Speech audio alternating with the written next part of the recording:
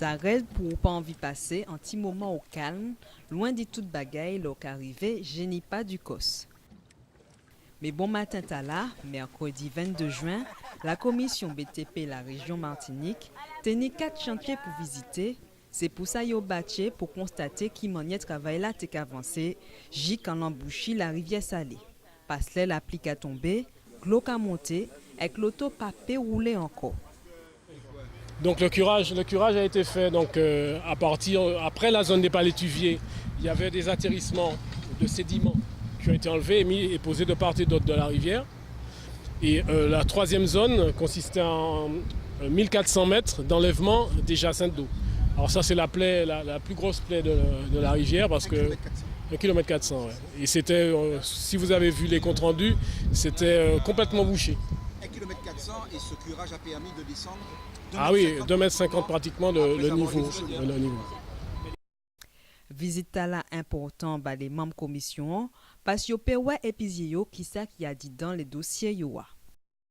On ne peut pas concevoir être membre d'une commission BTP sans se déplacer sur le terrain. Pour nous, c'est essentiel de faire le lien entre les projets que nous alimentons et leur réalisation sur place.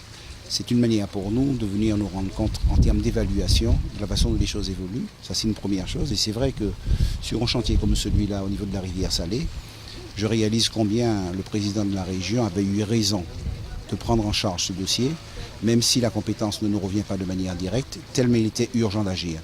Pour ma part, je suis particulièrement satisfait. Je crois que c'est l'avis également de l'ensemble de mes collègues, de la qualité du travail qui a été réalisé en si peu de temps. C'est vrai qu'il s'agit pour nous là d'une première étape. Il s'agissait de faire face à une urgence et demain, les marchés sont en train d'être passés aujourd'hui. Il s'agira pour nous de rentrer dans une logique beaucoup plus pérenne qui permettra de créer les conditions de développement autour justement de la rivière Salée. Petit brin plus loin, tout le monde descend quartier Les Coteaux. Il y a un lot accident qu'a fait là, avec 30 000 lotos qu'a passé chaque jour. Donc, il faut que tu aies fait travaux pour ranger ça.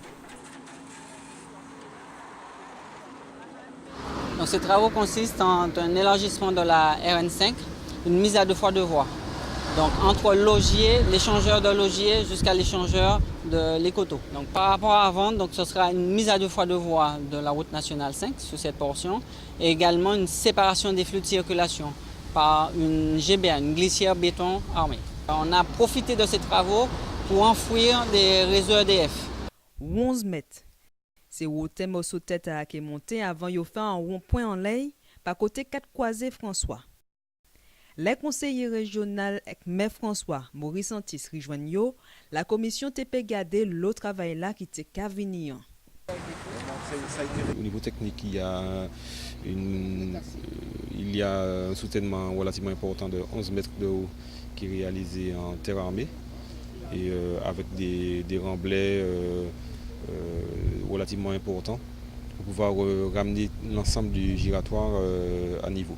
C'est un projet ancien qui était très nécessaire compte tenu de l'accidentologie de la zone, puisqu'on a à la fois la circulation qui provient du Monde Pito, qui provient de Carré, qui provient de Saint-Esprit et du François, qui se rencontrent à cet endroit.